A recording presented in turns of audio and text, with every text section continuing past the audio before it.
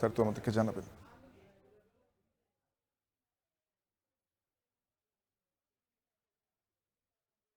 অনুষ্ঠানটি শাফিন মূলত শুরু হয়ে গেছে এই একটা বছর আগে, যেই জুলাইয়ে স্বৈরাচার বিরোধী প্রথম মিছিল থেকে ঢাল হয়ে দাঁড়িয়েছিল নারীরা, এবং চারিদিকে যখন খুব ভয়ের পরিবেশ, যখন কেউ কথা বলছিল না, তখন স্বৈরাচারের প্রতিটি বক্তব্যের বিরুদ্ধে যারা প্রতিবাদ জানিয়েছে, যাদের স্লোগানে মিছিলে এই ঢাকা বিশ্ববিদ্যালয়, এই শাহবাগ, এই পুরো বাংলাদেশ প্রকম্পিত হয়েছে, সেই নারীদের জন্য আজকের এই আয়োজনটি।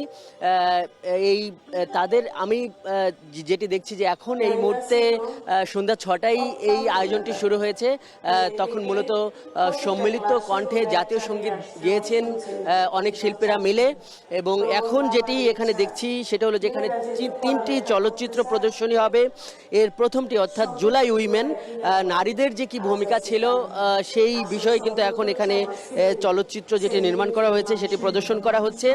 এর পরেরটি হলো you fail to kill Abrar, এর পরের চলচ্চিত্র সেটি, এবং সেটি প্রদর্শন করা হবে। এবং সবশেষ আছে যে জুলাই বিষাদ সিন্ধু। আমরা এখানে দেখছি যে এইগুলো উপভোগ করার জন্য মূলত এখানে একটা নারীদের আধিপত্য আছে। সব শ্রেণী পেশার নারীরা এখানে যোগ দিয়েছেন। জুলাই আন্দোলনের যারা পরিচিত ফেস তারা এখানে আছেন, শিক্ষার্থী শিক্ষক যারা রয়েছেন, এবং আমি এই ব্যাপারে তাদের সঙ্গে কথা বলেছি। আমি কথা বলেছি সংস্কৃতি বিষয়ক উপদেষ্টা মোস্তফা সরোয়ার ফারুকী। উনি আমাকে জানিয়েছেন যে এই নারীরাই জুলাইয়ে সবার আগে প্রতিবাদ জানিয়ে একটা নতুন বাংলাদেশ দিয়েছে, এবং এই আয়োজনটি হলো সেই নারীদের প্রতি কৃতজ্ঞতা স্বরূপ।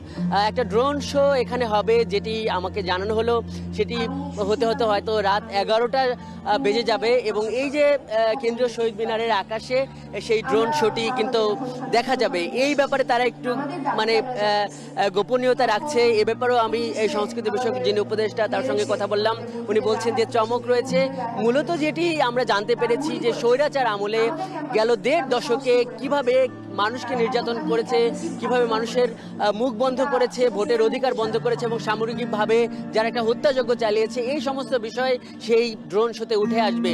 আবহাওয়া বৈরী আছে, এখনো ঝিরিঝিরি কিছুটা বৃষ্টি আছে। দেখছি যে আকাশে অনেক মেঘলা, এবং সবকিছু মিলে আবহাওয়ার কিছুটা বৈরিতা আছে।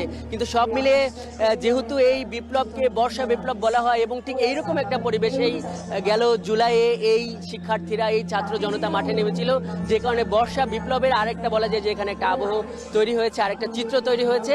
আমরা এখানে আছি, পরে এখানে কি কি হয় শাফিন আমরা এখান থেকে আপনাদেরকে জানিয়ে দিতে পারবো।